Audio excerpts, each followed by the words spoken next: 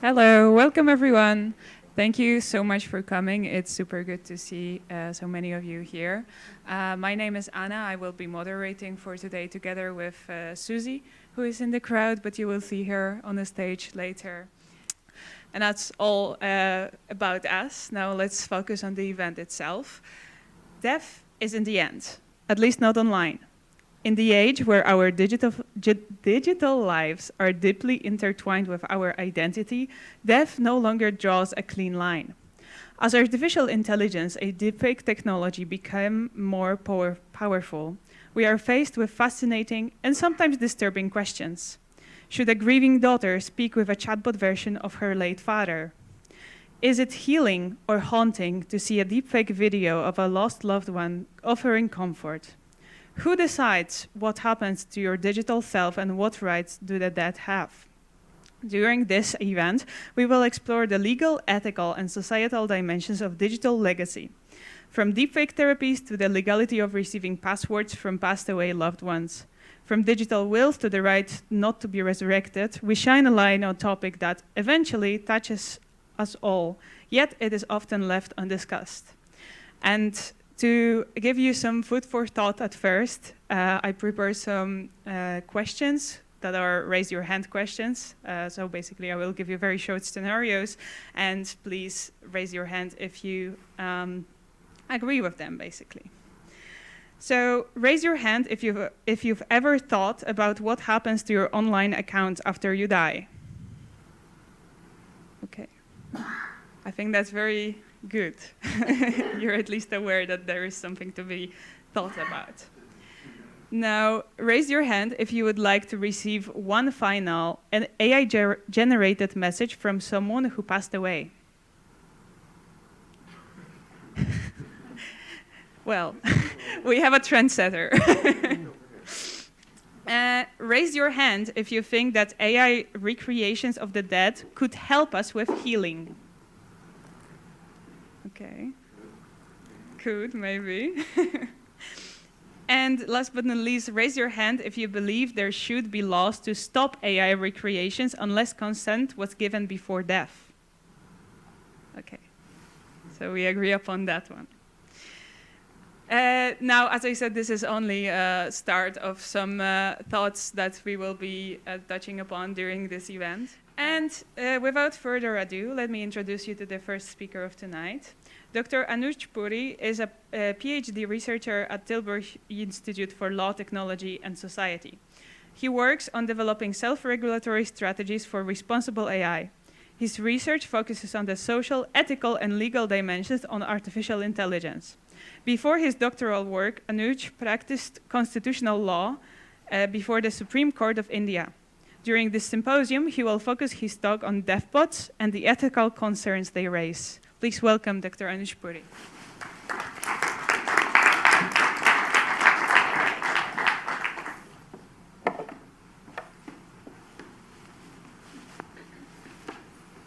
Hi. Thank you for having me. My name is Anuj. I'm a postdoc at TILT. That's the Tilburg Institute for Law, Technology and Society. A philosopher of technology focusing on AI ethics. And let's talk about death. I mean, it's a hard subject to discuss even with people that you know. But to discuss this in a more scholarly setting, it's even more interesting, I suppose. Part of the difficulty is, of course, emotional. But a more interesting part of the difficulty is because we usually talk about things that we have experienced or we know that the other person has experienced. And to the best of my knowledge, that means we cannot discuss death. But maybe that's too fast. We can talk about our experiences of processing death, of loss of loved ones, bereavement, grief. And it is in this space that I want to talk to you about the ethical concerns posed by death bots. When grappling with a difficult subject, you see, death is one of those subjects which can either make you immediately fall in love with philosophy or absolutely hate it for the rest of your life. I mean, what does it mean when someone dies? Well, only a philosopher would be interested in something like that, or maybe a medical professional, I don't know. But when we are dealing with such a tricky topic, usually art is helpful. And in philosophy of technology, Black Mirror has a cult status, right? We can discuss various aspects relating to death in terms of ethical and moral issues. But I guess we can all agree that spoilers are problematic morally. We are against spoilers, but I'm going to violate that rule because I think there's a 10-year limitation on spoilers. And the episode that I want to discuss is from 2013. Most people have seen it. Someone has seen it. Show of hands. We write back. Okay, few people have seen it. Good. I'll give a quick summary of what happens in this particular scenario. So a young couple, Martha and Ash, they move to Ash's countryside home. And when they're moving in, Ash mentions that when his father and brother passed away, his mother stored their photographs in the attic. Next day, as it so happens, Ash passes away in a car accident. And subsequently, Martha discovers that she's pregnant. And one of her friends mentions about this new service where you can communicate with the dead, so to speak, where you're using data of the deceased person, a digital duplicate of sorts can be created. There are various levels of immersion, firstly textual, and then there's almost like a lifelike android, which comes back in form of Ash, if you want to still call him that. In some respects, this android is a better partner. Their physical intimacy is better. But in other respects, because of lack of any negative trait, Martha starts becoming uncomfortable. And towards the end, the episode ends rather abruptly when she says that, why don't you just go and jump off the cliff? And the android is about to obey. There's a pause. Cut to several years later, Martha's daughter now is carrying a piece of cake up the attic where now the android lives and has been living for many years. And Martha, after a few seconds of pause, decides to join them. That's the end of the episode. Be right back. And I thought that's a very fascinating title for this. So, what does it mean to be right back?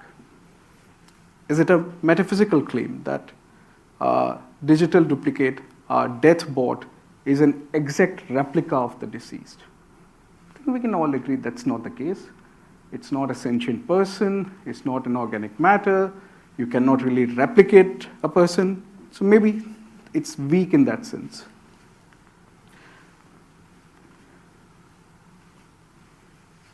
Be right back. Is it a time reference that in terms of a grief assistance device, the timing at which this death bot is introduced can have moral repercussions?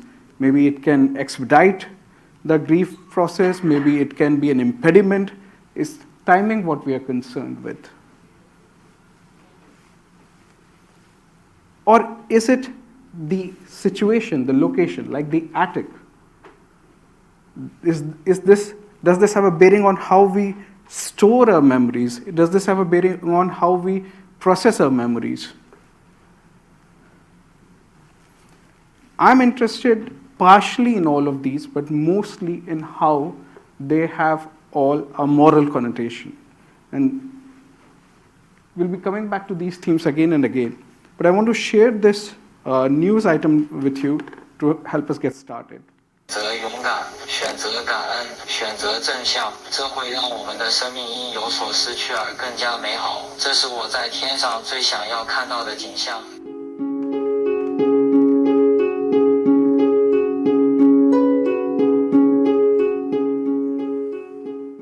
说是多么的艰难。每一天每一刻，我都希望我能在你们的身边，给你们温暖和力量。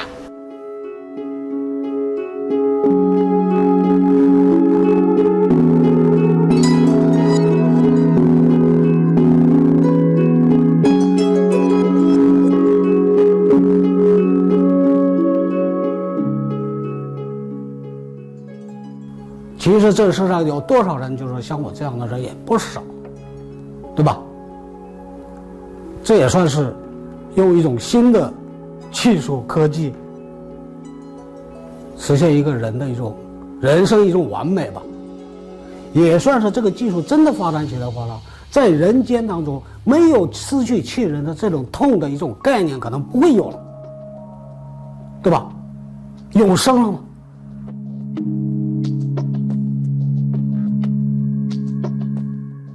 现在是数据的一个处理，去把它的样本就是最核心的地方给切出来。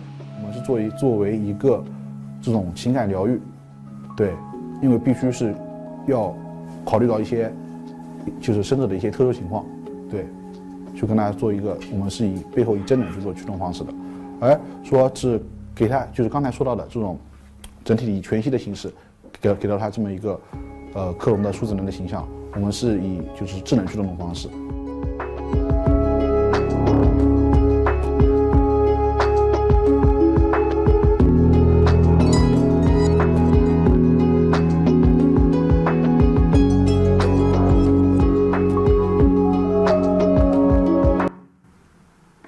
Yeah, no kidding.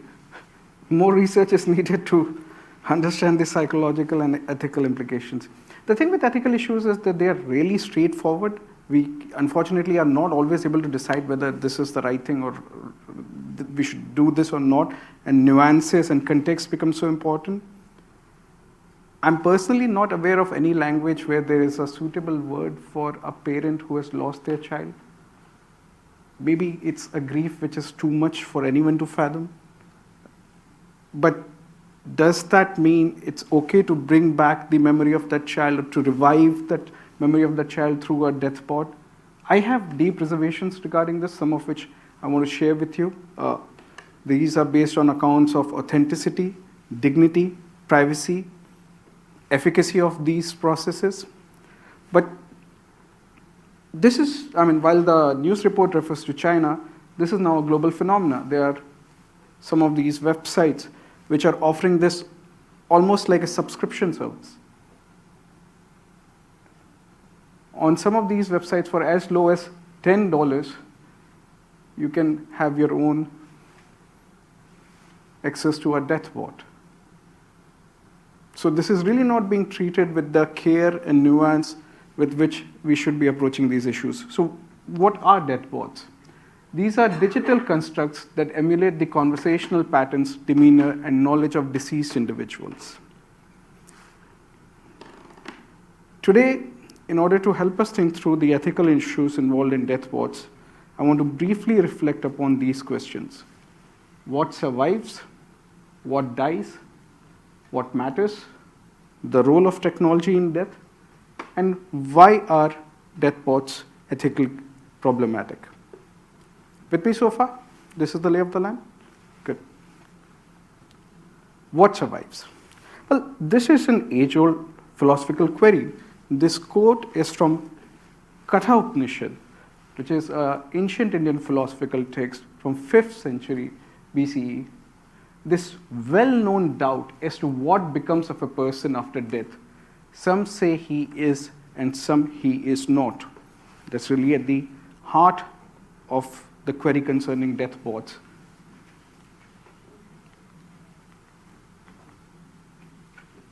So that we are not dealing with edgy cases or borderline cases, when I'm talking about death, what I have in mind is the irreversible cessation of functioning of the entire brain, when a person cannot be resuscitated. But since my inquiry is not so much on the metaphysical realm, but on the moral realm, I want to focus on the moral interests, and specifically those moral interests which may survive the death of an individual. Now, this is an interesting claim to make. Are there interests of an individual that may survive her death? Well, let's see if that's possible. Well, we have legal systems world over which recognize property interests in form of will, where you can bequeath your own property upon your loved ones. Many jurisdictions over the world also have laws preventing desecration of graves. And why is that? Why do we recognize property interests and also rights in dignity in terms of the mortal remains of an individual? Well, that's because a human being does not cease to be a member of the moral community that is called being human upon her death. Our moral interests survive our death. But that seems a bit odd. Why should my moral interests survive my death? Why should they not come to an end with my death? And the suggestion that I want to leave you with is, it turns on how you understand a person's identity.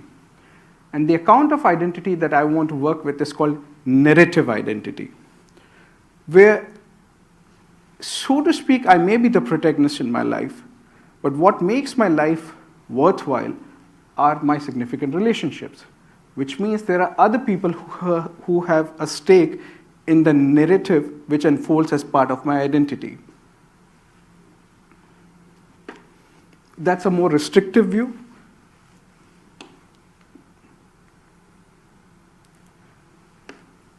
But if somebody is trying to replicate me digitally after my death, then there are questions of authenticity and dignity, whether what is being recreated is actually me or something like me, and does it in any manner affront my dignity.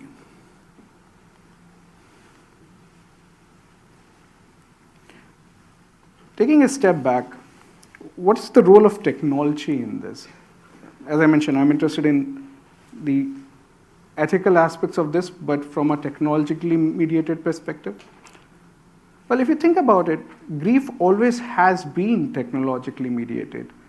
We always have some memorabilia, some object with which we remember a deceased loved one. It could be a piece of clothing, it could be letters, it could be, we might be visiting their graves, but an emotion as significant as grief is technologically mediated. Death pots are perhaps the latest manifestation in this, but they are significantly different, because these objects, these technologies, they lack agency. They are not mediated through an external agency which is curating these digital duplicates. This is still a relationship between you and the deceased loved one, although mediated by a piece of technology. But that's different when it comes to death pots. To be slightly more specific, in case of letters, well, they can be passive but yet authentic. I don't know about you, but when it comes to mediums, people claiming to mediums, I think they may be active, but they're dubious, they're charlatans.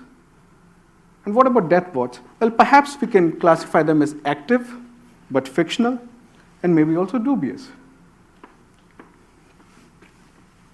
So this is the account that I have in mind of narrative identity. And this account states that our selves are inherently narrative entities. We experience and interpret our present experiences not as isolated moments, but as part of an ongoing story. Now, can this ongoing story survive my death? Can my story survive my death? It depends upon what my story really is. I work with students. I'm a teacher. I have a family. I'm a father. How I behave reflects and impacts a lot of people. I have two wonderful kids, and one of the most favorite things that I like to do with them is to take them for their music classes. And the reason for that is the reversal of power dynamics. Usually, I'm the one who is completely at their beck and call, but they are embarrassed of my presence because, well, They're at that age where anything and everything that I do is embarrassing. So this music school has this big red button at the door. It's the kind of button which you see and you want to immediately run and push it, right? That's how the door opens. And I make a run for it every time. And that's enough to mortify my kids. I'm like, yeah, but I'm the one who's doing it. And their response always is like, yeah, but you are a dad. So the way I behave, it reflects upon them. My story, whether I like it or not, will survive my death. But still, when Anna asked those 4 questions, I did not raise my hand even once. Well, for reasons which maybe we can come to during Q&A. But if my story would survive, then what are the moral interests which are involved? One could be in terms of my own concerns regarding authenticity and dignity. Second could be in terms of my grief-stricken loved ones as to how they would process this, because maybe they would become custodians of this narrative identity once I'm no more. Those are 2 views which are plausible. On the first view, as regards dignity, well, what is dignity? It's the moral worth that we associate with human beings. And to be authentic then is to say that it is what it professes to be, and its origin, or in terms of its origin or authorship. So, on a stronger claim, a death bot, if it's claiming to be authentic, is it an authentic extension of the deceased person? That's a tough claim to make. Why is that? Well, because the data which has gone into the death bot represents what Shannon Weller in this wonderful book on AI Mirror talks about, our representation. Like right now you're seeing in me in terms of what I'm speaking.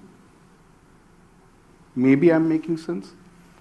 Maybe you can infer how excited I am, how anxious I am, how little or lot I know about the subject, but that may not be part of the training data unless that expressly comes out. Much of what is relevant to us does not get recorded. It stays with us. Much of what makes us who we are is not something that we actively share with the world. It stays with us. So I'm not sure whether they can be called an authentic extension. Can they be called an authentic replication? Well, that's again a tough question, because it turns on what you mean by essence of a person, and that's a hard thing to quantify, whether there is an essence of a person. And if we do not have clear answers to this, then one thing is clear, that this is not something which can be done casually, because this can easily be an affront to an individual's dignity.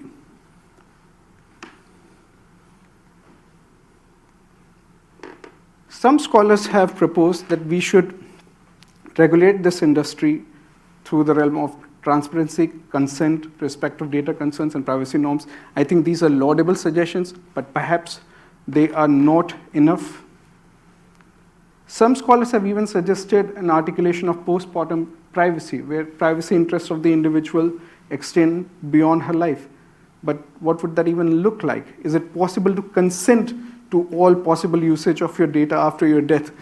Do you even understand the implications of that consent then? And this gets us into some really interesting territory. So far I've been talking to you that death bots may not be authentic. But what if they are too authentic? And what if they are too like the loving grandmom that you've lost?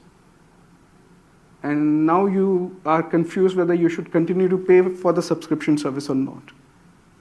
If you decide to shut down, are you harming grandma again? I mean, that presumes that you harmed grandma the first time. But I mean, these are really tricky questions, and we do not have straightforward answers to them. And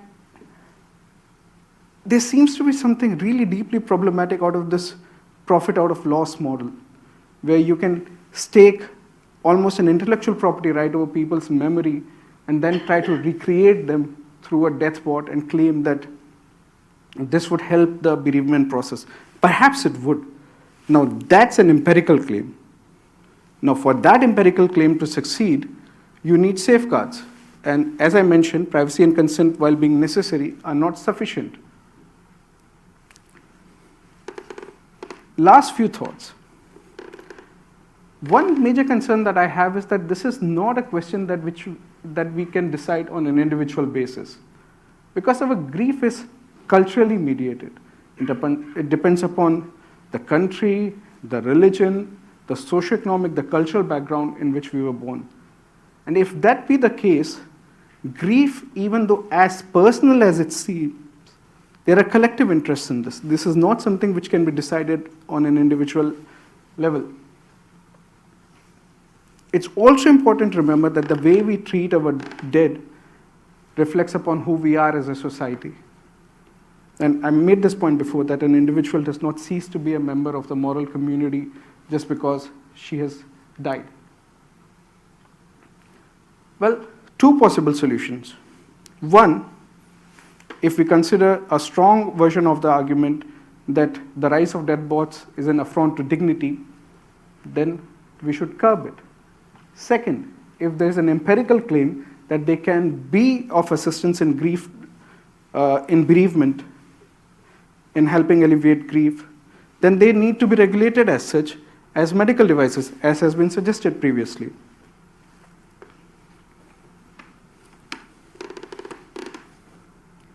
I think I have made these points throughout the presentation that while our grief has always been technologically mediated, the rise of death bots poses a special kind of challenge which requires us to revisit the conventional models of privacy and consent. In the end, I want to leave you with a small excerpt from a poem that I'm quite fond of to drive home the notion of narrative identity. This poem is by one of my favorite poets, Nida Fazli. He was an Urdu poet. For various reasons pertaining personal, maybe there were geopolitical tensions, he could not attend his father's funeral. And he penned a poem called On Father's Death. And I leave you with my translation of the last few lines to reinstate narrative identity surviving a person's death.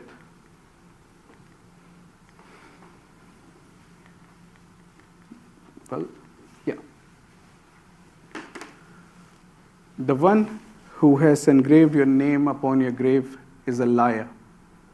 I am buried in your grave. You are alive in me. When you find time, come and read the Fatiha. The people who we loved, our long-lost deceased ones, they in a very profound way continue to live through us, as Fazli mentions in this poem. Every time he picks up a pen to write a poem, it's his father's learnings and teachings and feelings which are flowing through him as words on those papers. And in that sense, the narrative identity and the moral interest survive. Thank you so much for your time.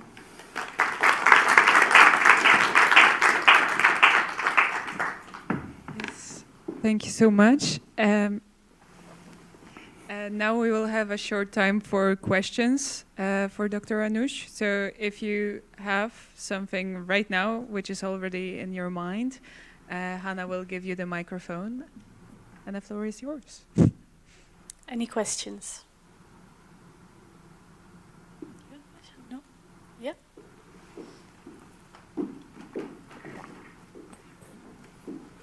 In Buddhism and Hinduism, there's reincarnation. What is reincarnation?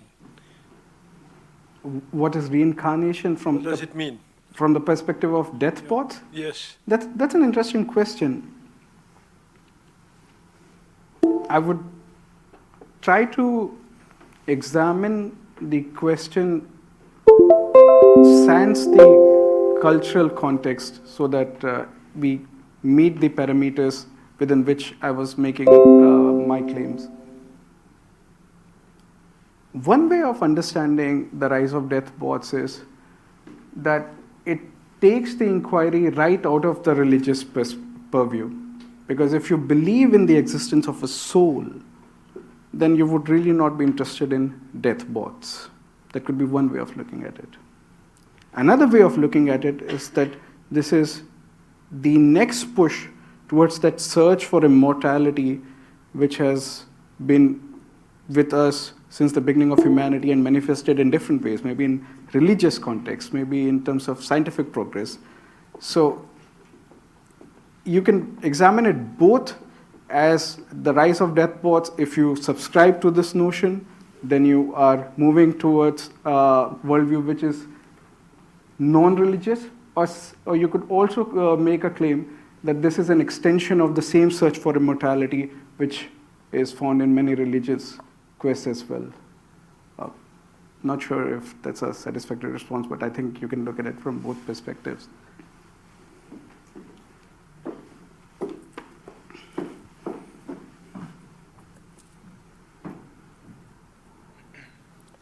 Do you have any idea on where it is most active right now, like in terms of countries, and if that has any relation to either religion or culture? That's a great question. No, I have not studied it empirically in that sense.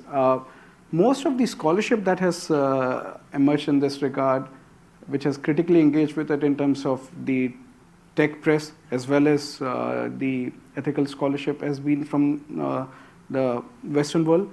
But I am not sure I could make a claim that most of its users are part of just Europe, US, and otherwise it's not. No, that's something which would be interesting to look at. Thanks for asking that. I think there was a question. So you mentioned about these websites, how you can even have subscriptions, kind of. And you also said that one of the possible solutions would be even strict regulation in this part. But are those websites just allowed to, like, those companies allowed to just create a website and perform those activities with that bot?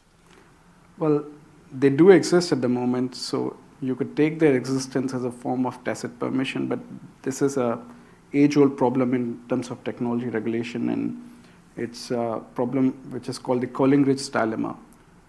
When a technology starts, it's much easier to regulate it when it's at its nascent stage. The problem is that if you start regulating it too early, you don't know its complete potential, you don't know all the harms it can pose. But by the time you become aware of all the harms, it's perhaps too late. So finding that correct moment at which regulation should step in is extremely tricky. And now think of the questions that we are confronting in terms of profound questions of death, ethical questions relating to privacy, consent, and a technology which is changing on a weekly basis in terms of the latest developments in AI. I think law will find it extremely hard to keep pace with all developments in this regard. Yeah. Okay, I think that was all the time we had for now for the questions, but if you have something still in your mind, please keep it, and then during panel discussion you will have still a moment to ask your questions. So once again, thank you so much, Anuj, for your talk. And now, you can... Now I would like to introduce you all to a second speaker for today. Dr. Bart van der Sloot is an associate professor and also works at the same department that Anuj works on, the Tilburg Institute for Law, Technology and Society. He specializes in the intersection of law, deepfake technology and human rights, and holds degrees in philosophy and law from universities in the Netherlands and Italy. Previously, he worked at the Institute for Information Law at the University of Amsterdam, where he earned his PhD on privacy and virtue ethics, and at Scientific Council for Government Policy, contributing to reports on big data regulation. Please welcome Dr. Bart van der Sloot.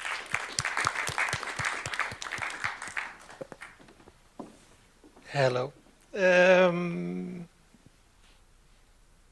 So I was asked to basically explore a bit further what Anuj already talked about and home in on one specific technology, which is deepfake technology. And I think you know about it, but what I will do today is just briefly talk about deepfake technology and then explore what that could do for death or deceased person, bringing them back to life, give you some real life examples, and then maybe we can end on the discussion of what you think about it and where your limits lie.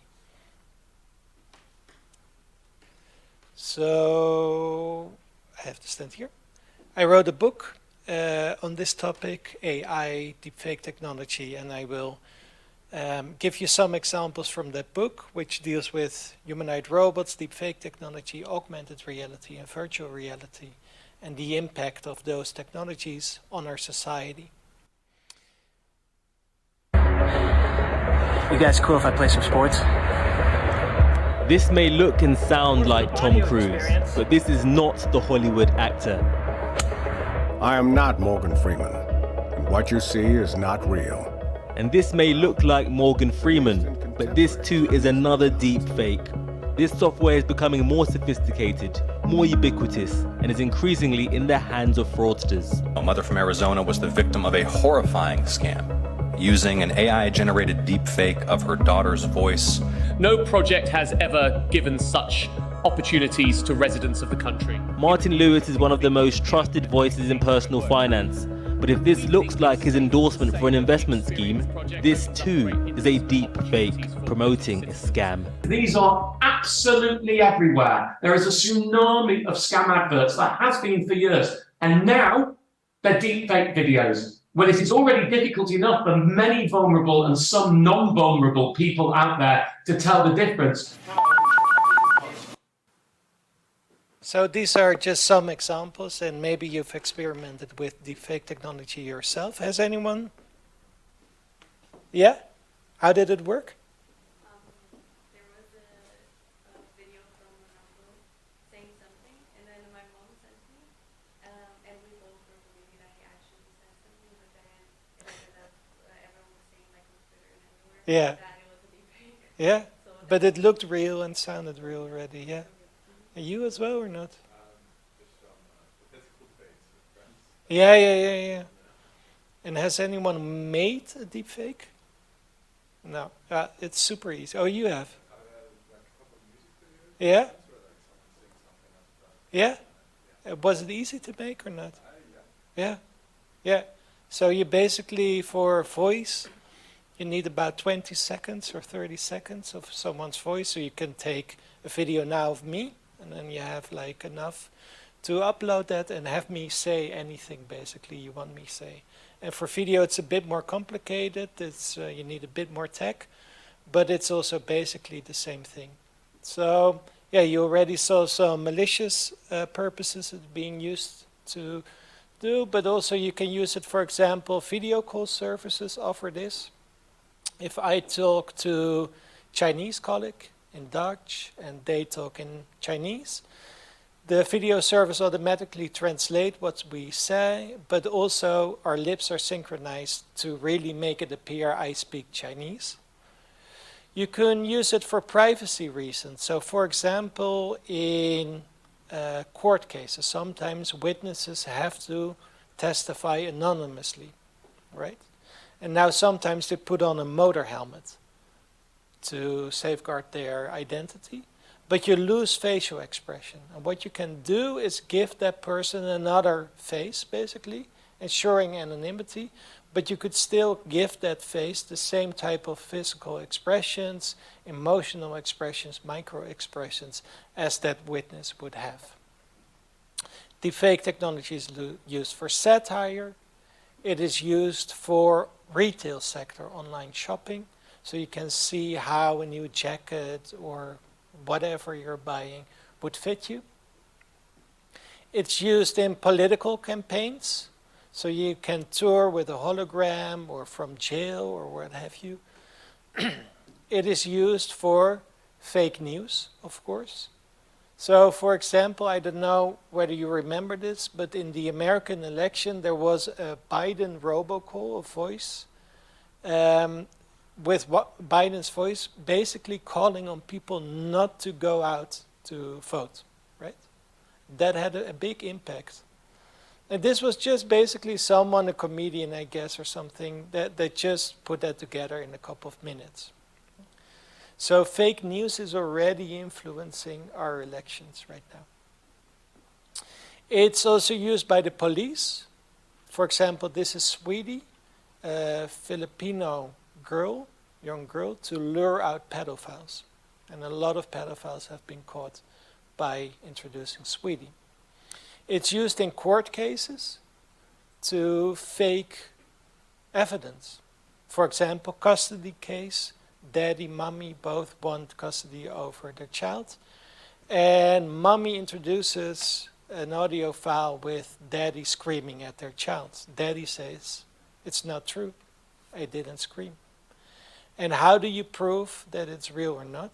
Well, as you already said, it's very difficult to verify whether something is authentic or not.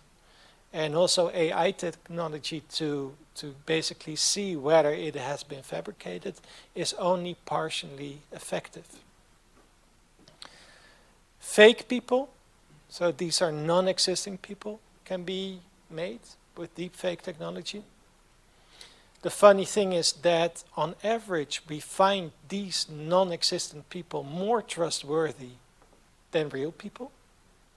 So we're more likely to accept what they are saying or doing. The biggest problem right now is for porn, non-consensual porn, especially against girls at high schools. So there's been a report in Korea, but also the Netherlands. It's already happening, and this has a catastrophic effect on young girls. Right? Now turning to the death part. Silicon Valley has for a long time already kind of fought the idea of death itself, right? I don't know whether you've heard of the cryonics movement, but these are very wealthy people freezing in their body after they died. And their hope is that in 20 years, 100 years, maybe 1,000 years, the cause of their death, say cancer of some sort, can be cured at that point. So if you defreeze their body, they could be cured and then they could be turned to life again. A newer version of that is mind uploading. It's just bypassing the mind. The idea is that you could just basically scan your brain, make a synthetic version of that, upload it to the cloud, and then you can download it to any avatar or humanoid robot you would want. Both, of course, are not working right now, but this is the idea.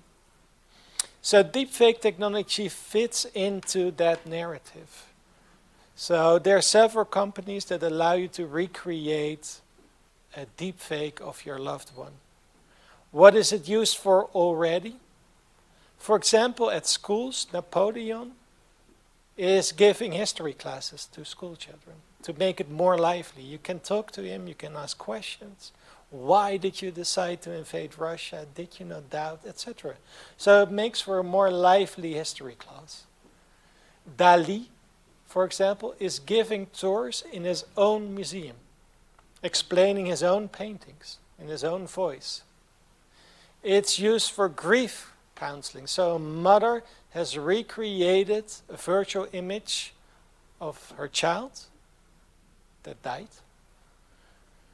And with the glove, she can actually feel her child. And AI can also be used to recreate smell. So she smells her child. She can see her child. She can hear her child. This is in Dutch. I will explain later what it means for the non-Dutch speaking. Dit is mijn broertje, Serre Soares. Altijd bezig met de bal. Hey. Elk weekend gevolgd door de scouts. Zijn droom? Profvoetballer worden. Die droom is weg, want Serre leeft niet meer. Hij was 13 jaar toen hij werd doodgeschoten terwijl hij met zijn vriendjes aan het spelen was. Op het parkeerdek van metrostation Slingen in Rotterdam. Zomaar. Nu 19 jaar later denken we nog steeds elke dag aan Serre. Onze familie, zijn vriendjes, de leraren van school, zijn vroegere klasgenoten en natuurlijk zijn teamgenoten van Transvalia, met wie hij zo graag voetbalde. Na zoveel jaren hebben wij allemaal nog steeds zoveel vragen. maar geen antwoorden. Iemand moet toch weten wie mijn lieve broertje heeft vermoord. Daarom is hij speciaal voor deze film tot leven gebracht. We krijgen Sadder er niet meer mee terug, maar hopelijk zorgt het wel voor antwoorden. Spreek, ik smeek het je, wij smeken het je. Geef onze familie en vrienden de antwoorden waar we zo naar verlangen. Weet jij meer? Spreek dan nu. De bal ligt nu bij jou. So, this boy was murdered 20 years ago. And it's a cold case. The murders haven't been found. So the police have made a deepfake of the boy to bring back the image of him and ask everyone to testify. If you know something about this murder, please come to the police. Of course, deepfakes are used for commercial purposes of all kinds. It's used for political purposes. It's used for spreading hatred and violence. So, for example, deceased but famous terrorists are brought back to life to bring the glorious message of hate. And a final example is that Deep Nostalgia, the company specialized in bringing back loved ones. So you can make an AI version of your deceased partner, talk to the partner on a daily basis, share experiences, has now also started to enter into the sexual realm. So right now it's still tiptoeing around this topic. So it's French kissing your deceased partner again. But you can easily see where it goes from there to more full-on explicit sexual content.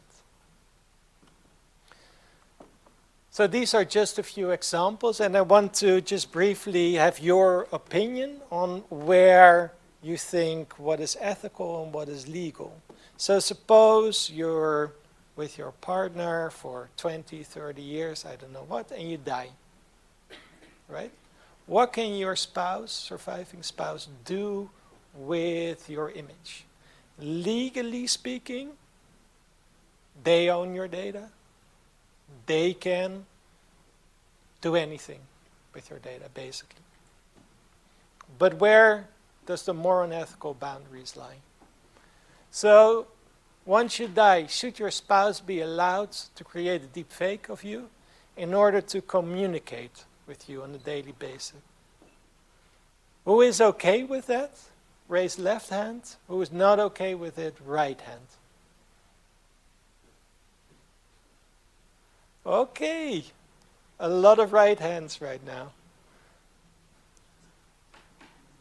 Should your partner be allowed to license out your deepfake for a good cause? Teaching at school, supporting a philanthropic cause.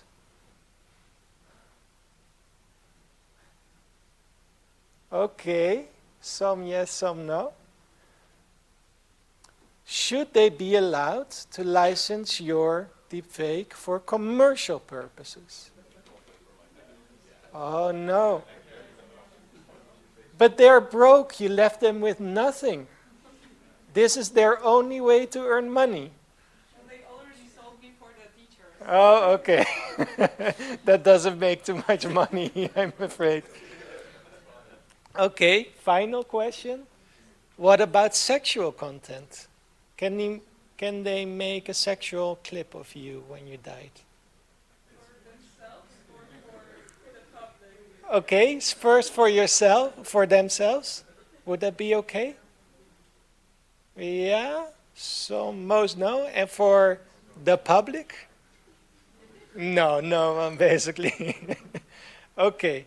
Yeah, so this is, it might still seem like far-fetched, but this is already happening, and it will come faster than you think. It's something we need to discuss, and maybe, like Anuj already said, maybe we need to introduce stricter laws on basically redefine the boundaries and say the presumption is that your spouse cannot use your data after death, instead of that they can and own your data. Yeah?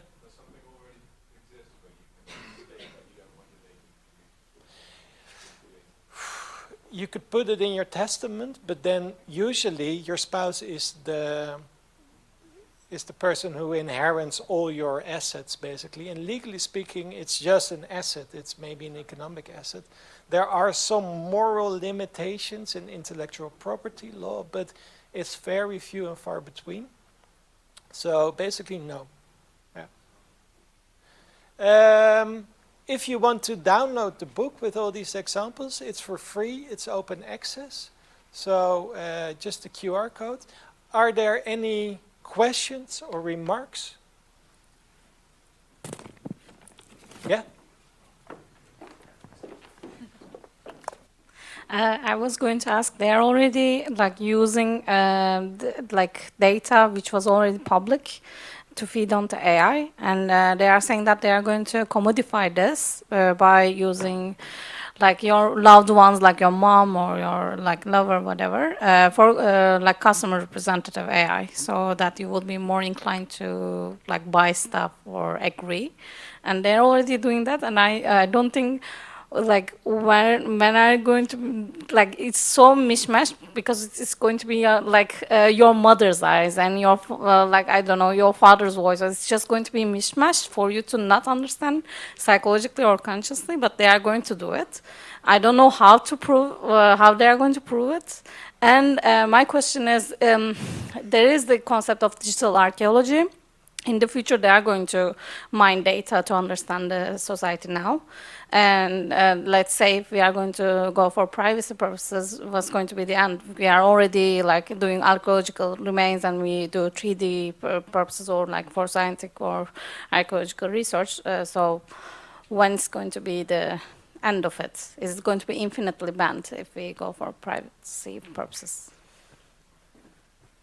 So yeah, thank you. Yeah, they are going to use a lot of AI. Also, like Meta, Facebook is already promoting AI versions of yourself, basically putting your AI on the moon or where have you. Of course, it's also going to be used for commercial purposes. So indeed, your mom supposedly advertising a new toothpaste brand or what have you. So, and usually when you sign up to these platforms, you give away all your privacy rights and all your rights, basically. So again, legally speaking, they are often allowed, at least in the US, to do that. So that's the problem. And to the digital archaeology, yeah, of course, it's difficult on the internet. Basically, the mantra is everything that is put online stays online, but that's not really true. Like a lot of data go away, and there's also increasingly privacy rights being put out that kind of block like a historic view of our current day and age. And so I know when the General Data Protection Regulation was introduced in Europe, so the privacy law, a lot of archives were very afraid because there was the right to be forgotten in there. And you could basically ask archives, please take away my archival data or that of my family. And they said there's a prevailing public interest in having these archives over privacy rights. And right now online, we often have privacy rights prevail, but the question is also with the deceased person, like you of course have a lot of moral problems with your spouse doing things with your data, but if it's the data of Napoleon who died like 2 ages ago, yeah, it becomes a different question. So it's also a matter of time. So some have advocated actually privacy rights should be temporal, like right now or maybe for 100 years the data should be protected or deleted, but they should still be accessible somehow to future generations. Yeah. Yeah. Licensing and Yeah. copyright. Yeah. Yeah. Exactly. The famous British-American writer Christopher Isherwood, he warned in 1960 against science and technology determining human relationship. He said it'll destroy human beings. Okay. Christopher Isherwood. Okay, thank you for that. Here's someone. Yeah, there's someone. It sounds great, or maybe not, to be able to have deepfakes of deceased people, but won't there be big environmental impact of this to store all the deepfakes and all the energy that's going to be used? So first, with your remark that it's great, that is still the question. Like,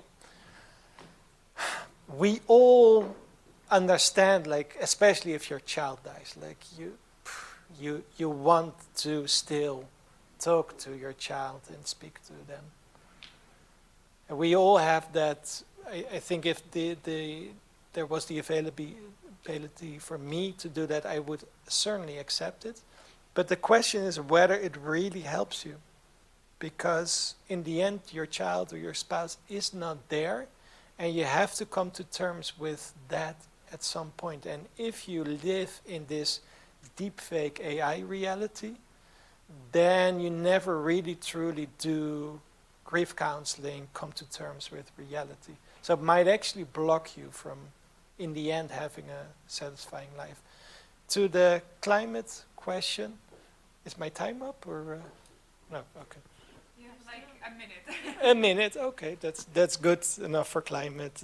We can do it in a minute. So we are already, well, I don't want to say fuck, but basically it's not good.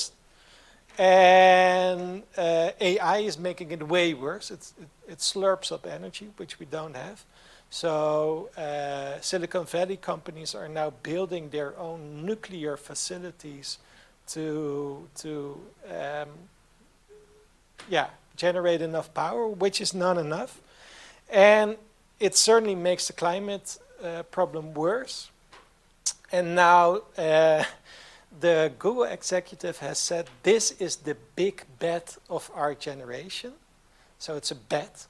And his bet is that if we just give AI the floor, invest a lot of energy in it, AI hopefully will be so smart to solve our energy crisis.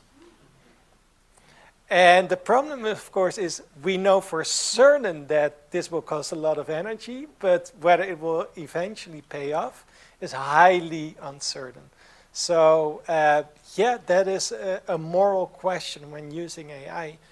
And that is also the question, like a lot of people who have subscribed to ChatGPT ask like a lot of basic questions, dumb questions, funny questions, which is okay, but it does cost a lot of energy. And this is the problem there.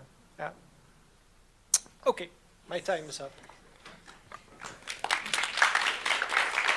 Yes, thank you so much. As I mentioned previously, you will still have some time to ask your remaining questions.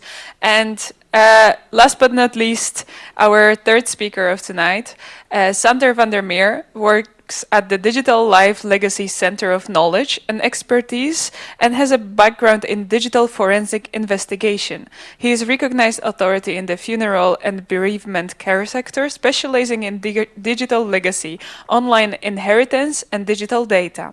With his experience, Sander has advised the Dutch Tweede Kamer on legislation related to digital inheritance and often appears on radio, television, podcasts, and in various print and online media. And now he is here with us today, so please welcome him. Thank you very much. It's the first time I'm going to do it in English, so I'm going to do it easy. If you want to make a chatbot or you want to use deepfake, the thing you need is data. And how you become to data is it when it's in your phone or in your laptop or your computer and you don't know the passcodes or you don't have access to it. My name is Sander van der Meer and I'm from the Dutch police, at least till some years ago. I'm a forensic digital detective and I was involved by the making of the movie of you showed before. And I'm always working for homicide, manslaughter and suicide case and also child pornography. And today I want to show you that the practical sides to become data if you want to use it for deepfake or whatever. I'm going to show you some examples in Dutch, but with English subtitles. So, look first at this situation. Wie krijg je foto's, sms'jes en whatsappjes als je overlijdt? En wat als iemand plotseling uit het leven stapt, zoals bij zelfdoding? Nabestaanden blijven dan vaak met heel veel vragen achter. En toegang tot de digitale erfenis lijkt nagenoeg onmogelijk. Dat overkwam Janneke en Bert van Noorloos. Hun 17-jarige zoon Leon stapte in september vorig jaar uit het leven. Wat hopen jullie? Ja, dat we erachter komen waarom. Ja, voor mij zou dat een stuk rust geven. Je gaat nu alle kanten op denken, je weet het niet. Om 4:30 kan hij bij mij zeggen van nou, ik voel me niet zo lekker, ik ga een stukje lopen. Ja, Leon is vertrokken, maar hij is niet meer teruggekomen. Hij is onder de trein gegaan. Dan zakt de grond onder je voeten vandaan op dat moment. Was jullie zoon depressief? Zoals wij hem kennen, absoluut niet. Nee. Absoluut niet. Dus dit kwam echt als donderslag bij heldere hemel? Ja, het was ook een grote clown hier altijd. Hij bracht heel veel drukte met zich mee. De 17-jarige Leon pleegt zelfmoord. Zijn ouders tasten compleet in het duister over de reden. Zijn telefoon legt hij naast het spoor. Bert en Janneke van Noorloos willen heel graag weten wat voor informatie daar nog op te vinden is in hun zoektocht naar antwoorden. Je weet nu niet waar je het zoeken moet.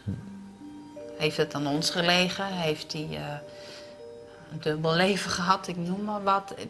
Ja, we weten het niet. Hoe belangrijk is die telefoon voor jullie? Dat is eigenlijk, zoals we het nu zien, een beetje onze laatste strohalm. Hij wordt naast het spoor gelegd door hemzelf.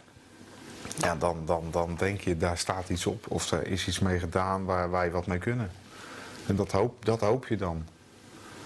Ja, en dan ga je het traject in van zie hem eens open te krijgen. Hier moet je een swipecode ingeven. En dan kan die Android opstarten. En that's it. Verder kom je niet. Als iemand plotseling overlijdt, blijven nabestaanden vaak met veel vragen achter. Vroeger kon je het dagboek, fotoalbum en brieven nog lezen van de overledene. Tegenwoordig communiceren we vaak via digitale social media accounts, zoals Facebook, mails en WhatsApp. Vrijwel allemaal beveiligd met wachtwoorden of codes. En zo bevindt onze digitale erfenis zich op telefoons, laptops of zweeft ergens digitaal in de cloud. Onbereikbaar voor nabestaanden als er van tevoren niets is geregeld. Het probleem van de digitale erfenis. Yeah, and our company, Digital Life Legacy, we hacked phones and laptops for people who are passed away. So if relatives can't get in the phone or in the laptop or whatever accounts, we're going to help them. But I want to show you, you can find something, sometimes, data you don't want to see. Motorola, de fabrikant van het mobieltje, en WhatsApp willen niet meehelpen. Experts begrijpen dat wel. Ik snap wel dat bedrijven daar niet zo scheutig mee zijn. Want je geeft niet alleen de data van de overledene, maar ook alles waar die overledene mee heeft gecommuniceerd. En de regels zijn duidelijk, zegt Apple. Je aanvaardt dat je account niet overdraagbaar is en dat alle rechten op je Apple ID of materiaal in je account vervallen bij je overlijden. So this is something you have to know about it, because it doesn't matter what kind of phone you've got, but all the data you make with your phone is not from you anymore when you're dead. It's from Apple, Google, Amazon, whatever. But it's not your data anymore. Not. And I've heard a question about some privacy, but here in the Netherlands, and the GDPR, the General Data Protection, indicates that personal data is any information about an identified or identifiable natural person. Otherwise, when you're dead, there is no privacy anymore. You have to understand that when you're dead, you don't have any privacy anymore. It's good to know that, because all the things, the stuff now in any law are not protected anymore. So the relatives don't have right to inspection, correction, deletion, data portability, and all the data from anybody can be used again and again and again. So no privacy anymore when you're dead. Janneke en Bert van Noorloos krijgen geen toegang tot de digitale erfenis van hun zoon Leon, omdat zijn telefoon is vergrendeld met een persoonlijke code en een vingerafdruk. Ze proberen van alles en leggen onder andere contact met de fabrikant van het toestel. De medewerking en wat ze willen doen, ja, de bereidheid is gewoon heel groot. Ja. Alleen, het lukt gewoon niet. Je kunt niet, als je zo'n telefoon hebt met een swipecode of een vingercode, dan kom je gewoon niet in. Zijn hand was nog heel. We get 50 cases a week from relatives who want to get access in phones or computers. And you have to think about it now. Do you agree that somebody or family get into your phone when you are not here anymore? It's okay by you? Somebody raise his hand. It's okay that relatives come in your phone? Well, okay. 50%, okay. Vanuit zijn forensische achtergrond bij de politie kreeg Sander van der Meer verzoeken van nabestaanden die toegang wilden tot geërfde laptops en telefoons.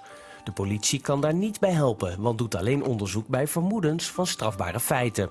Van der Meer richtte daarom het bedrijf Digitale Nazorg op. Met speciale apparatuur die de politie ook gebruikt, kan zijn team wel digitale gegevens uit bijvoorbeeld mobieltjes achterhalen. Iets wat fabrikanten zelf vaak niet lukt.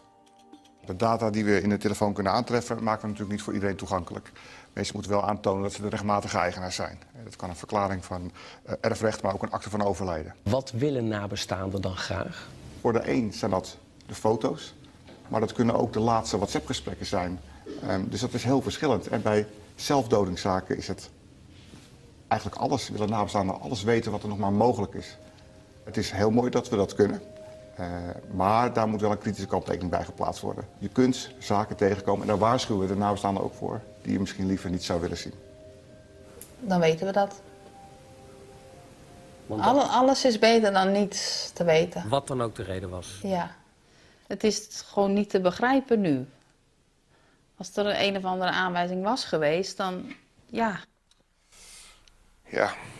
Can you imagine why the parents want to access those phones? Because now they don't know anything about it. And if you see some series on TV like CSI, you probably know this one. Zijn hand was nog heel. En een agent die zei tegen ons van we kunnen proberen om met zijn vingerafdruk die telefoon open te krijgen. Somebody tried here, over here, with a person with a dead finger to unlock a phone. You think it's going to work? No? No, it's not going to work. No, not anymore. No. Somebody has a Face ID on his phone? Okay, well, I've got a movie without sound. Watch.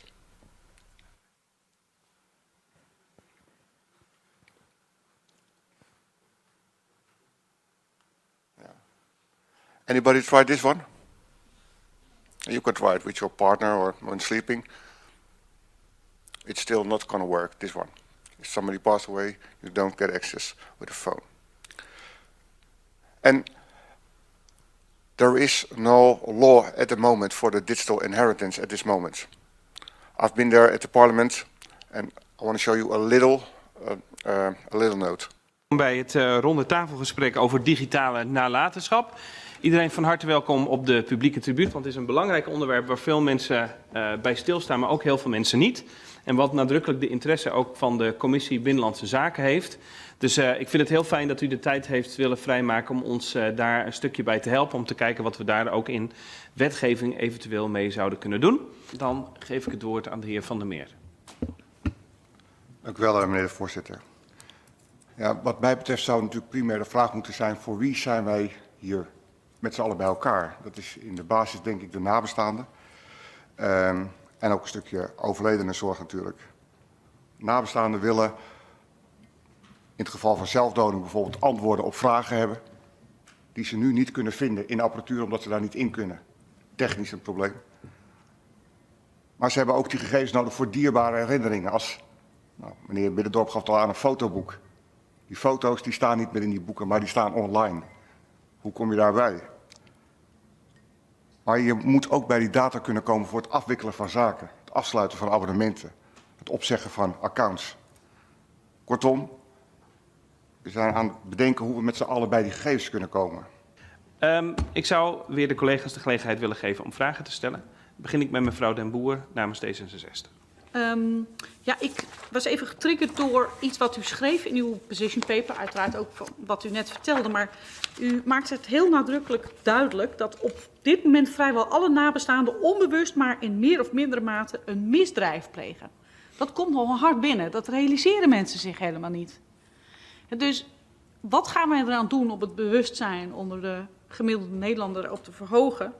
En kunnen we iets anders doen? Kunnen we onszelf toegang tot die online accounts verschaffen zonder de privacy of dat soort rechten in ieder geval te verstoren of zelfs te ondermijnen? Yeah, what nobody knows at this moment, it's never allowed to access any account of a dead person.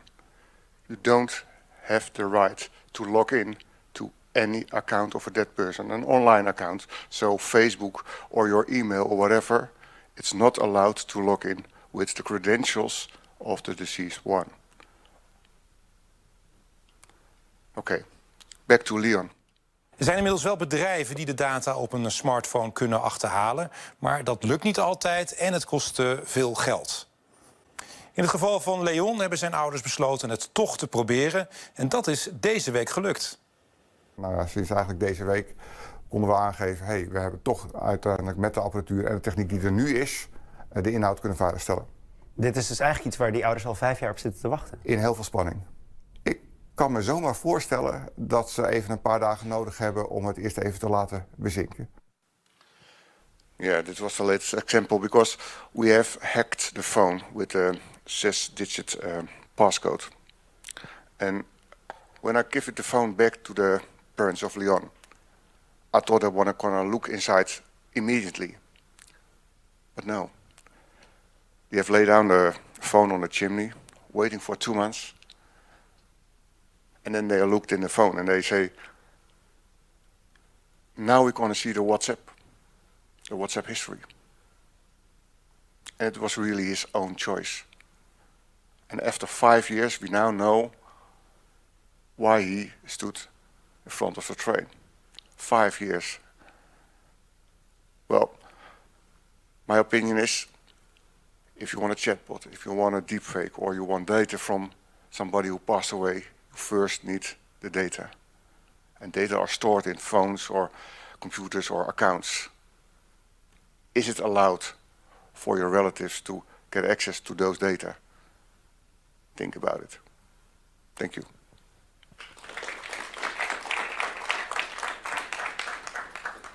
Now, do we have some questions from the audience?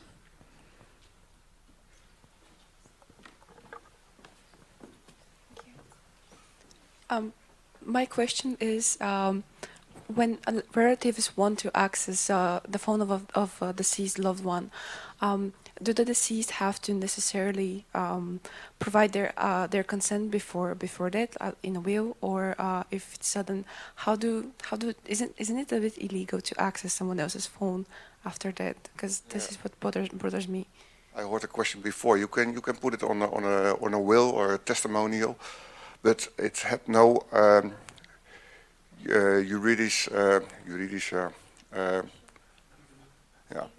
it's not legally. So you can write it down, but it's not legally because you can get access if somebody passed away. You can de erfenis, hoe zeg je dat?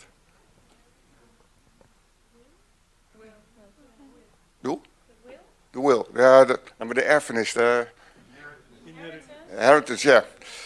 This one is for the inheritance. A laptop is for inheritance. The microphone is for inheritance. But a Facebook account or an email account is not for inheritance. You can grab it You can everything you can access. You can grab this file, but an account, it's not a part of your inheritance. So you can make a will about it. Okay, so everything that is tangible, they have access to it, but not the accounts themselves. Thank Primarily, that's the case. Yeah. Okay. How does this work with, say, celebrities or people? Sometimes a brand can be considered an asset and something tangible. You can insure it even. So how does that work if you pass away and you would want access to? Well, it's still an account, but technically it's a brand, so it's an entity, or it can be seen as one. It's the same like normal people. It doesn't different. There is no difference between a popular event. Besides, they can make their own will, but legally, it doesn't matter as a normal person. Okay. So you can make a will, but legally, it's not okay. Yeah. As you said, you have many cases related to like parents wanting to access their kid's phone or like their son's phone. Do they normally regret like seeing what it actually happened? Because of course, probably they're going to go through some really like bad stuff. Do they regret, or do they, even though it's bad, they're now satisfied that at least they know something? The last one, but sometimes they regret because if they look at the photos, they see some pictures, nude pictures, sexuality, or their father is on a hotel without mommy, but another girl. So yeah, you can find stuff you don't want to see or don't like, but that's a moral, ethical question. We give access to the phone, like a bicycle. When you get a bicycle from somebody who's passed away, and the bicycle is on a lock, it's your bicycle. But you can't bicycle because he's on lock. We are a lock picker, a digital lock picker, and then the bicycle is yours. So yeah, okay. Wat hebben we nog tijd voor? Ik zie ze allemaal.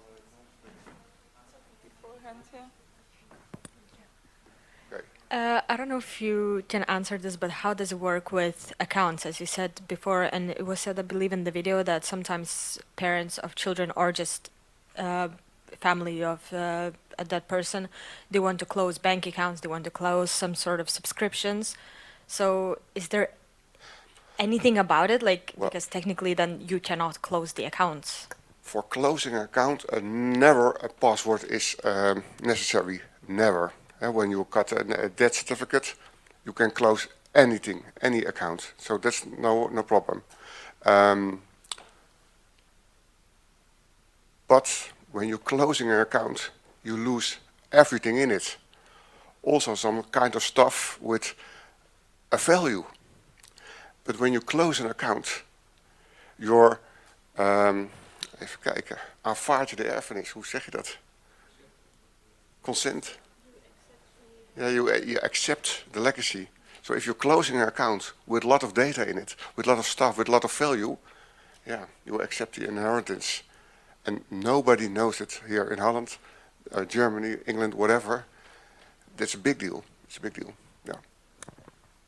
Do we have time for one question?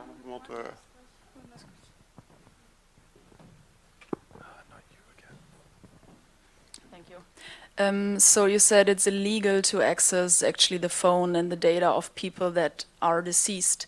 But isn't digital life legacy then infringing on this right continuously? Like, how does your company work, since what you said before, it's illegal? And first question. Second question, have there ever been cases when you or your likes were sued by like other relatives because you access people's phones and data, etc., and it's illegal? Thanks. If you accept the inheritance, the phone becomes for you. You are the owner of the phone at that moment. It's not anymore the phone of the dead person. It's your phone. So you are allowed to ask me to get access to the phone.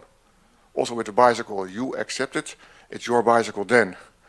So if you want to, everything on it, it's for you.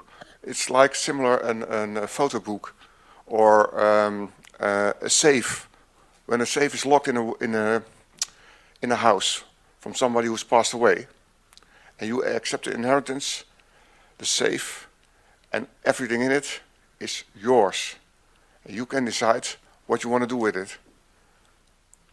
But doesn't that contradict?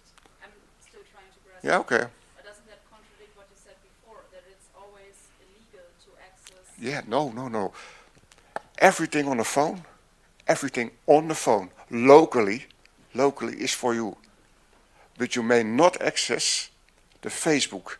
So when we have a phone, we have opened it, we put them on the flight mode. So you can look at anything in the phone, but you may not log in to Facebook, email or whatever. But what about cloud storage on the phone? Yeah, and you can see that, no problem. You can also see photos. You can also see pictures in a photo book or whatever, but you may not go online with an account of a deceased one. So everything local on the phone, without a SIM card inside, you may not need Wi-Fi. It's for you, but you may not use the phone to get access to Facebook, email, or whatever. Yeah, that's different, but it is. Okay. Thank you all for the questions. We're going to transition now into the panel discussion. I'm Susie from ELSA, by the way. We prepared some questions to ask for the panel discussion. I have my first question to Dr. Anuj. In cases where a death bot is created, do you believe there should be consent given by relatives and loved ones?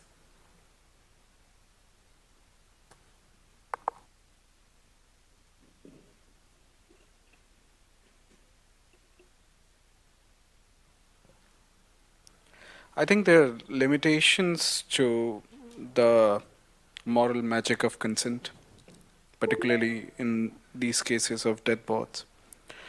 I really enjoyed your presentation. That was really interesting, and it made me think of something which philosopher Professor Luciano Floridi once wrote in context of data. And he said that in today's day and age, there perhaps is no distinction between me and my data. I don't own my data like I own my car. I am my data. If that be the case, this idea of replication or duplication, it cannot be really consented to, either by the person who is now deceased, so to speak, and also by the bereaved loved ones, because you cannot consent to something as profound and as monumental as this. So I think there are limitations. It's a necessary safeguard, but it's not a sufficient safeguard. I don't think merely by accounting for consent we can say that ethically it's safe to create death bots.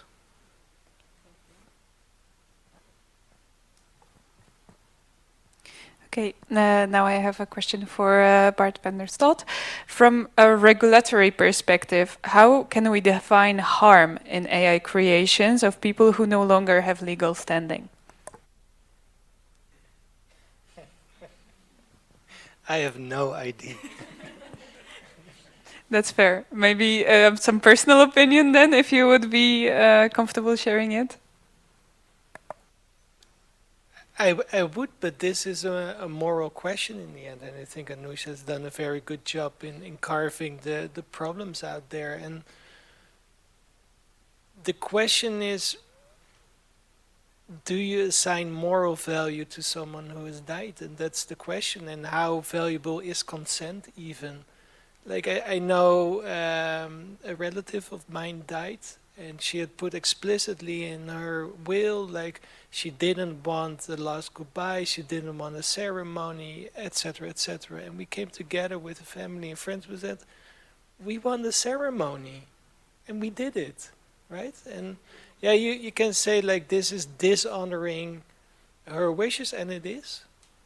But we felt like we should do it, and it felt good to us. So there is no good answer to And that is what makes it so interesting. There is no morally right answer, and exactly with the examples you gave, like of course you can see why parents want to access those data, but sometimes the child may have had reasons for not sharing those data, or you find things they didn't want to disclose. So there is no right or wrong answer. There's only a moral dilemma. With the harms, there's many potential harms of not respecting consent, of if you do something with the chatbot or the deepfake of a person that they didn't want to do, or something immoral even, there could be a host of harms, but also not doing it might be a harm. Maybe they wanted to be revived. It depends on the context, depends on what you want to do, depends on the family and the circumstances. Okay, thank you. The third question will be for our third speaker. How can you handle the versioning of deceased person data across platforms, especially for use in AI training further, if you would know that as well? You can't. You can't? No. No. That's a short answer. So basically, because in my opinion at least, we can have a very different personas on different social media platforms, or even when just speaking with different people. So you think it's just, we can do nothing about it, right?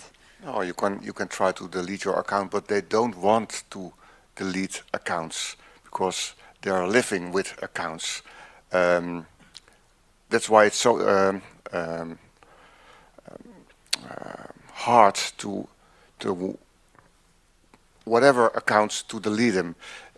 They want keep all the accounts alive, at least an in memoriam state or whatever. But Facebook says they have 1 million. It's a million, yeah, million, a million. I think a milliard, billion, yeah, a million users, and they won't lose those accounts. So they're keeping those accounts alive, and it's very hard to delete it. And also, if you delete it, it's not really deleted. It's on her database for at least 25 years. Okay, thank you. Now I have a question for all of our speakers. You can answer one by one. If you could each set an ethical boundary that technology should not cross when dealing with post-death digital identities, what would it be?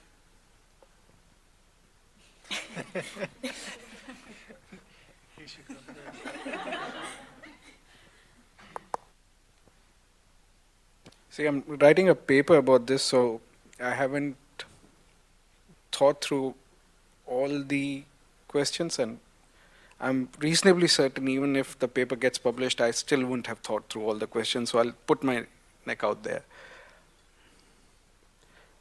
I'm not comfortable with the idea of death bots.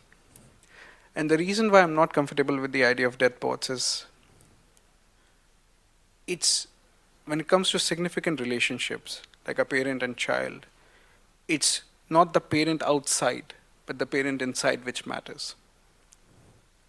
It's not so much the physical existence of that alive parent, but it's the image which the child carries inside her, which is important. And any business model seeking to interfere with that, seeking to profit from that, seeking to alter that image, who's to decide which is the version of the father or the mother that you want? The parent who is screaming for the 5th time, please put on your jacket, is as important as the parent who is saying, you got this, I believe in you. It's the same parent. If we are lucky, we will find people in our lives who we love, who will love us back. But we should not be this lucky that we get to choose the versions of them. And that's my moral problem with death bots. So this is, for me, a line which should not be crossed.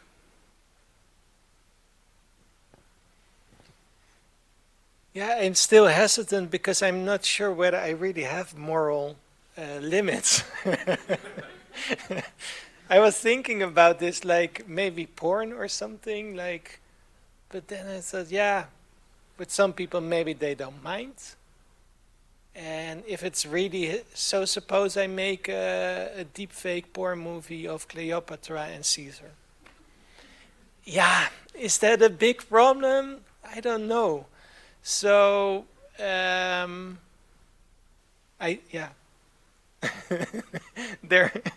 is no, for me, an absolute moral limit. I would say it depends on the context and the circumstances. And there are many, many limits, but not an absolute rule I could give. I also don't have any moral limits, so I agree with it also. No.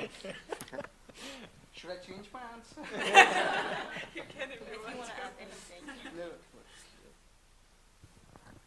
anything.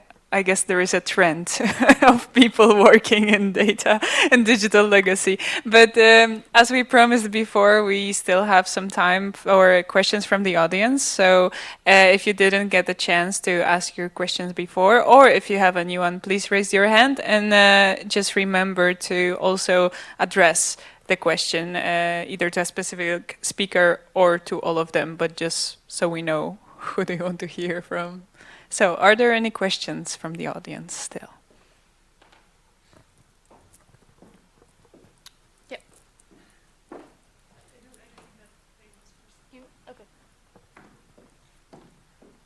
I was going to ask about the privacy aspect of this, because Article 8 of European Convention of Human Rights is about like right to respect to your private life. Again, life, and your family life, and the privacy is strictly connected to a person. So like a right strictly connected to a person can be like, oh, you cannot force a person to marry because it's strictly connected to them to decide. And they still believe that the privacy rights are strictly connected to a person. So let's say we create a digital twin of that person, afterlife, a robot, like an AI kind of thing. And let's say the family member or who wants, like the person who inherited the phone or whatever, and they designed a digital twin and commercialized it, then this person is going to be commodified for eternity. In AI, like where is the end of it? And like, of course, like that person wouldn't feel anymore, but you can put nuts in uniform on that person, or you can do whatever. It's completely contradict that person, and then we should be again talking about ethics and afterlife, I guess. And what do you think? Do you think that the Convention of Human Rights are not covering this anymore, or should be a fourth generation of rights where it covers digital rights and everything? It's for me? Like Bart and Anuj.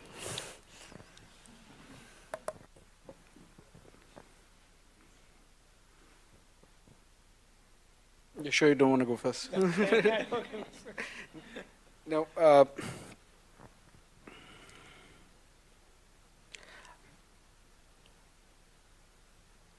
When I was doing my PhD, one of the books which inspired and scared me a lot was co-edited by the person sitting to my left.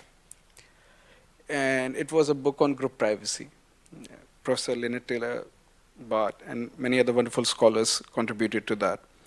And it exposed the limitations of the individual account of privacy, that how this idea that our privacy rights or our data only belongs to us has built-in limitations. Our data choices, our privacy choices affect others. If I were to take a photo right now, it would affect privacy of a lot of people, not just an individual. In a genetic setting, if one individual shares their data, it affects other family members. So this idea of understanding privacy as a limited individual right, I think, is antiquated. It's way past its expiry, and as part of our research and scholarship here at Tilburg, we have been consistently arguing for a more exhaustive account of privacy. There's another aspect of this from in terms of training data. Data of a deceased person, if it is reused for creating a death bot for their loved ones, can also be a training data for the purposes of other death bots for similar relationships. The prompts, the no-go areas, the cultural settings, anything that you want to extrapolate from it, we are all pixels for the perspective of that larger picture. So in that sense, whether it's Article 8, whether it's GDPR, I think we are working with very restrictive accounts of privacies, which need to be overhauled, both for the age of AI and especially for these kind of novel challenges which are there.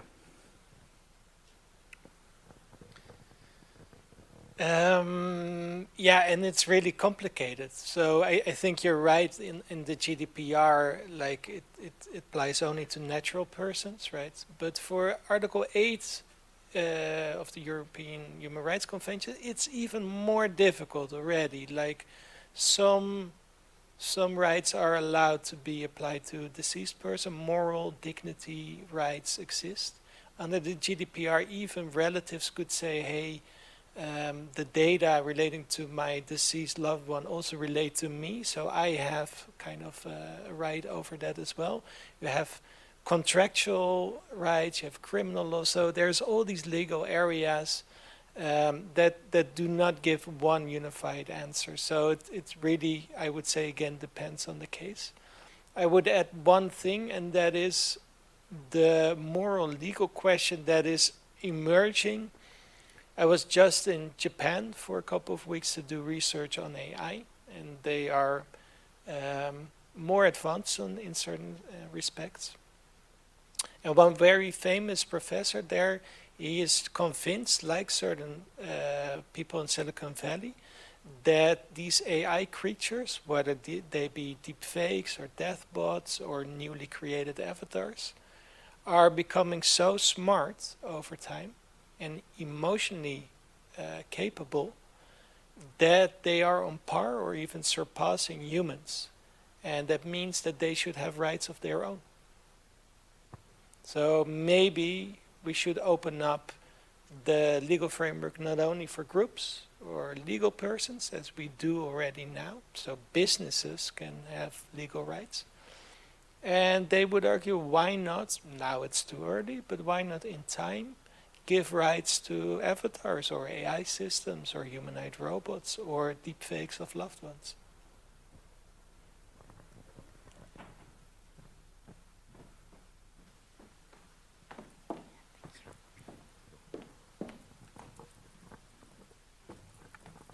Thank you.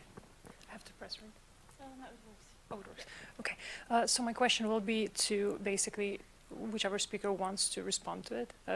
If my question can be generously called a question. But so one thing that came through for me with all the three presentations, and a thought that persisted, is that our experience of reality has been mediated by technology pretty much since we invented it. It's inevitable, and it has changed it fundamentally. And it seems that now we have complexified to such an extent that instead of even mediating it, we are almost able to completely divorce from the very simple notion of death, actually. So that seems to me the underlying impulse behind all of it. It's a refusal to face death, it's a refusal to face decay. The idea that we might cease to be, we will simply cease. And even in terms of the technological ability to, for example, access phones over loved ones, it's a refusal to face senseless tragedy, which is, these things are fundamental to life. So I don't know how to extract a question from this exactly, but simply thoughts. That's absolutely true, and this is also what technology in the broader sense has always done, is remove friction from our life, is remove anything we find unpleasant, whether it's a plow to carve the earth, or it's a multiplier, or the computer, or what have you. And this again, like, and the question, I think, for me, if I can distract the question from your remark, is there have always been fears that technology would make us redundant or dumb or something like that. Plato, for example, lamented about writing, and this would make our memories go away because we don't have to remember anything anymore. Printing press, the loom, every technology, there was a big scare, and then in the end it was quite okay. And the question now for me is this again the same, or is it different? And I don't know. The jury is out as far as I'm concerned. I would say historically it will just be another technology, and in time we will see that it will help us in some respects, but not too much. And at the other hand, I hear certain like real tech experts, just like I spoke in Japan and Silicon Valley, and their prediction as to how intelligent these machines will become. Also, if I see, for example, the humanoid robots I saw in Japan, they really already look like humans. And I already use ChatGPT for quite a bit, also work with it, and I'm like over the years I see it grow, and I'm quite impressed with what it can do. So that for me is the question, like, if this technology becomes so capable of removing any friction from our life, what do we do then? Is there just leisure for us, and why do we even exist? And this is again one other stream in Silicon Valley is the post-humanism movement, where the thought is essentially, yeah, humans are just one species in this evolution of dinosaurs to now, and the next species will probably be AI robots. So yeah, this is the question, which it seems far away, but it's still a serious question for me.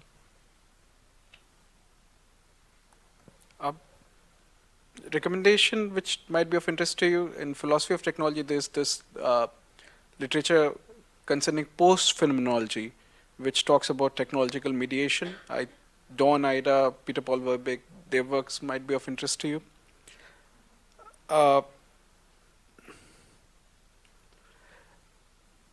I guess any answer that I give would be anthropocentric, putting humans at a pedestal, which increasingly I'm questioning whether it's the right call at all.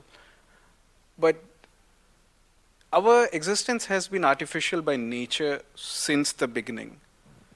What is distinct about AI, to my understanding, is we have, with some degree of credibility, been able to question our denials. But the more deeper we are going down this rabbit hole, we are in denial about our denial about our denial, whether it's deepfakes, it's disinformation. If I had to try to strike a balance, it would be a question of whether the development of technology is taking place in accordance with values that we can understand and endorse. And if there's a technology which is going contrary to that, which is undermining that fundamental human ability, then I think that would be a cause of concern.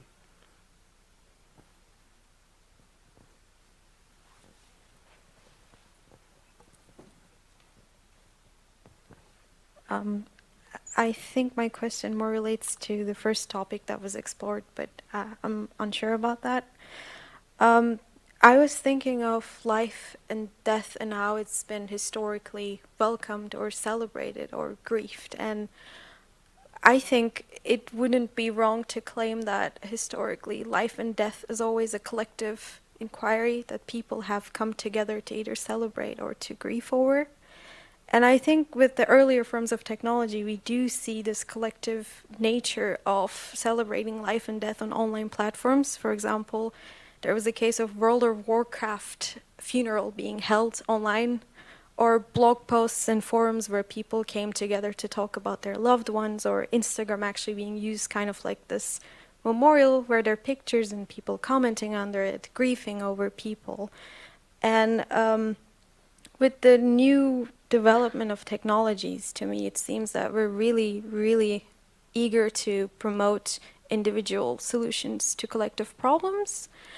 And that as more individual it becomes, for example, I think a death bot is an individual solution to someone's grief or someone's personal feelings. And we do cases of this happening with AI chatbots as well. Chatbots becoming people taking the roles over characters, and there are cases of that leading to even suicide of some people over texting with certain chatbots and personification of these characters, because essentially these AIs are, I guess, prompted to make you engage with them more and more. And therefore you do kind of go spiral into this more individual dealing with your feelings. Meanwhile, you could also collectively engage with other people who are grieving online as well. So, sorry, I'm trying to summarize it. But my question is there really a way out of bringing back the collective nature of celebration of people into online world instead of making it get more and more individual? Is there maybe a different way of thinking about how we can make technology work for collective way of celebrating or grieving by any chance? Yeah, thank you. Sorry that was too long. No, that was really helpful. I'm not sure we need to think in terms of a sharp divide between individualistic and collectivist sentiment in this regard.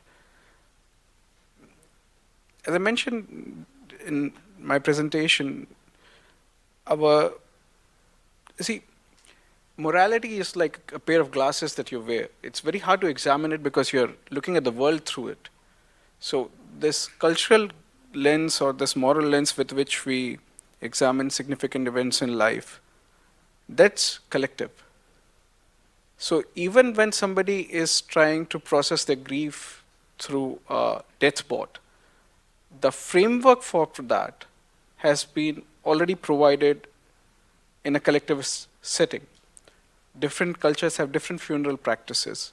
Different cultures have different mourning practices. Different cultures have different metaphysical beliefs which underlie those practices. Now, the same death bot would be experienced differently by people from different cultures. Now, if that be the case, the collectivist lens will never absolutely go away. And grief, its processing has different stages. There's this initial period where friends and family come and stand by you, help you get through that difficult moment. But afterwards, we process it collectively, we process it individually, we process it together, we process it separately. Many of us had to say goodbye to our loved ones on video calls during the pandemic. That is a very stark example of technology mediating grief. I don't know if that was as individualistic as we would like to think, because if you're losing a grandparent, that process of mourning that is still within the family framework which has been created for you. So I think this is an offshoot in the individualistic direction, but the frame of reference still in some sense remains collectivist. Yeah, I just want to add that there are many applications already where deceased celebrities, for example, still give concerts or what have you. And I wouldn't call that grief counseling or anything, but you could easily see why that is keeping someone alive and having their memory still vivid for many people. And you could take it easily from there to also do ceremonies with holograms, for example, and I think that is already happening. André Hazes has been done, yeah, exactly. And also at funerals, sometimes the hologram of the deceased person speaks to all those who have gathered there. So it's not only used for individual purposes.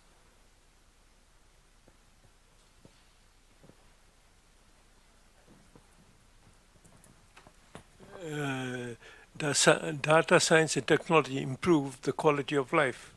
For example, the Indian philosopher Radha Krishnan, who was professor of ethics at Oxford University from 1936 1952, he said human relationships are not like mathematical equations.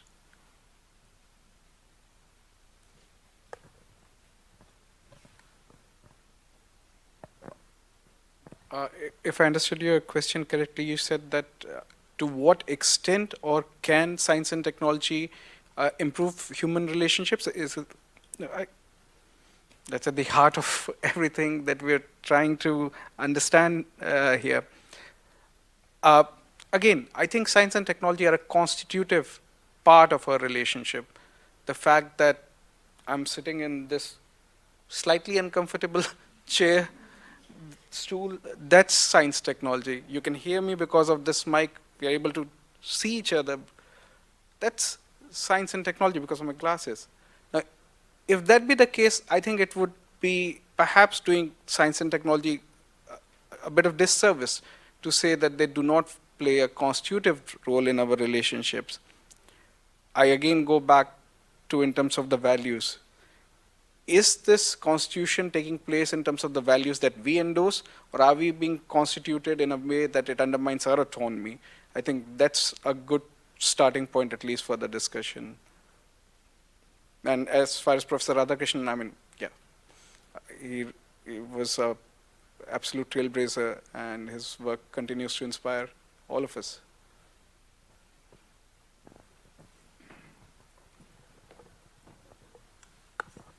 Yeah, my question is also for either of the speakers. I was, from what I gathered from all the presentations, that AI is posing this sort of almost digital overpopulation threat of so much data being online that we sort of question when is it okay to be forgotten. And yeah, so apart from counseling, grief counseling, I mean, there are other methods such as therapy. I was just wondering, why are we, and maybe my understanding is flawed, why are we taking such a huge risk and putting humanity almost at risk because technology over time has been developed to solve certain problems and make life easier, but why are we taking this risk? What is the problem? And yeah, it's just maybe a bit silly, but why are we doing this then? Why do you keep on looking at me? So there's a question there also. Okay, try to help. So for some people, humanity is the problem. So getting over humanity is a solution to the environmental problem, for example.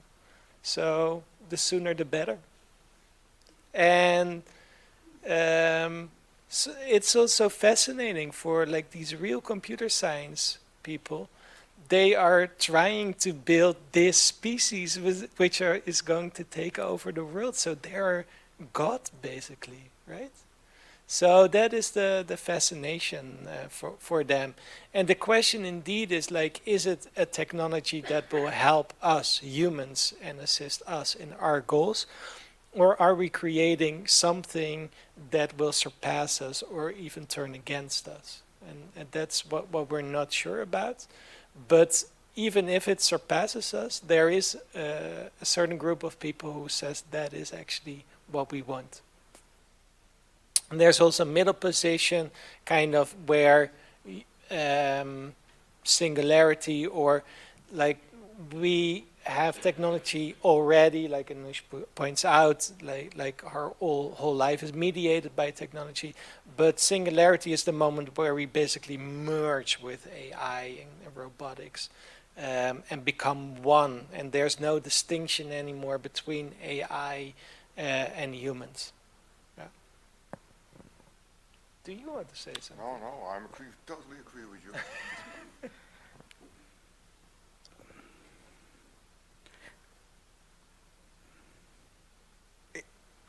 Humanity is in so many ways constituted by technology. One way of understanding technology is that it's a way of extending our existing faculties. That's not a view I'm very fond of. I think there are limitations to that. But in terms of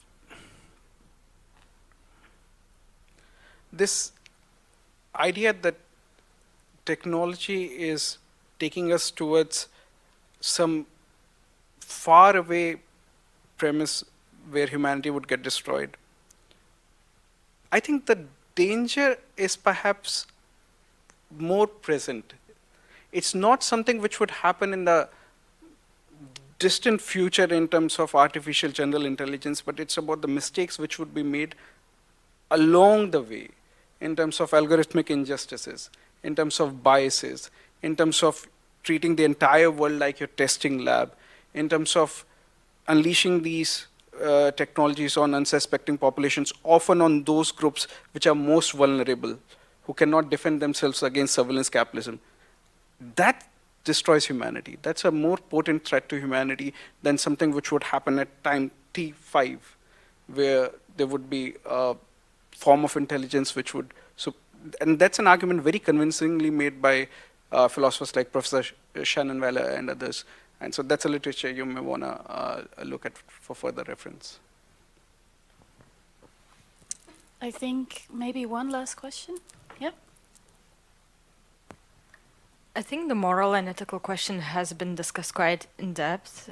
Thank you for that. But I had especially maybe for the last speaker and all of you, if you would wish to answer, question about practical and legal side.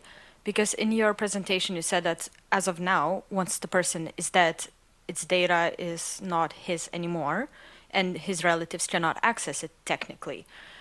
So would you see that ever changing, especially with the growing power of AI and online platforms? Do you see that ever changing, that at some point maybe parents or relatives of that person would ever have the access without the will, even though the will right now doesn't have actual legal power? Well, at this moment, there will be a European law, and there is a difference in some country states, because in Hungary, you are, as a relative, you've got 1 year to make anything about the digital legacy of someone who passed away. It's from you, it's from the relatives. So there are some strange laws behind the GDPR. You can make it your own as a country. And I agree with you.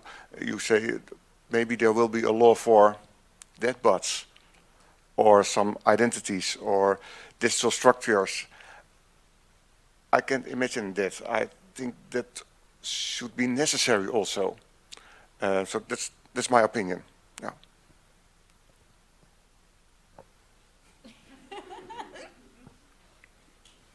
I think Bart is the right person to answer this, but from my limited understanding purposes, the field is not completely vacant in terms of the regulatory space. The AI Act, for example, in terms of the risk assessment model that it works with, would be the right place to start looking at these chatbots, because they impact our important freedoms and our important interests. Depending upon the risk they possess, they could be in a high risk category or different risk assessments. There would be at the bare minimum a transparency requirement. So it's not that the regulatory field is completely vacant, but I think you would see a lot of legal actions unfolding in the next few years. Yeah, this will be one of the battles going on, I think, because the social media, for example, they want to have access to those data and they use it. So for them, the idea that once you die, you don't have control over your data anymore is very valuable, because they can utilize your data. They still have copies of it. So this is a moral question all around. One that has not been answered for a long time, and there were already in the early 2000s people writing on postmortem privacy.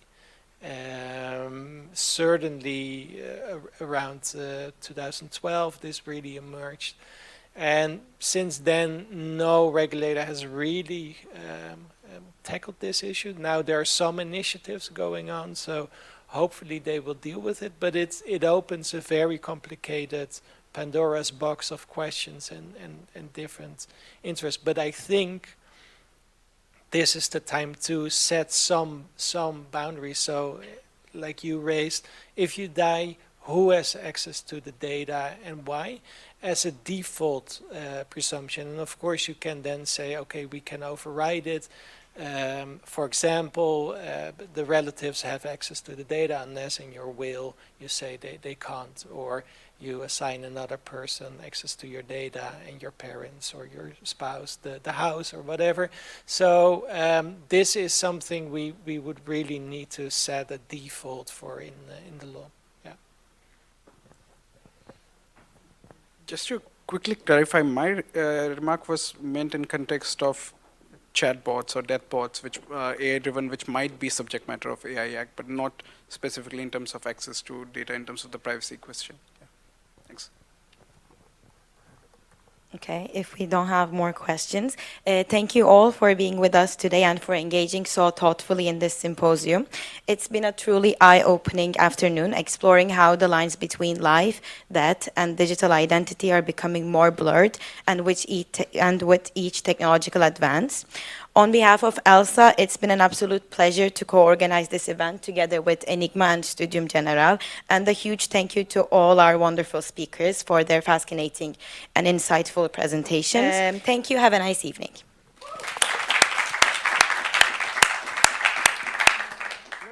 Thank you.